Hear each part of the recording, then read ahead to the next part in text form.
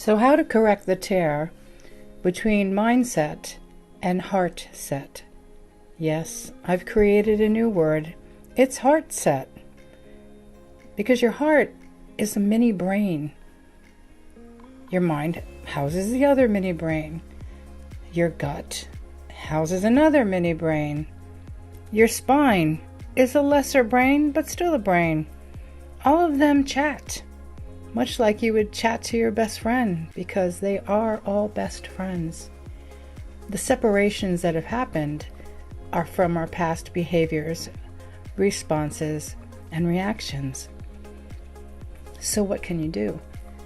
The first thing is to recognize a reaction gone askew.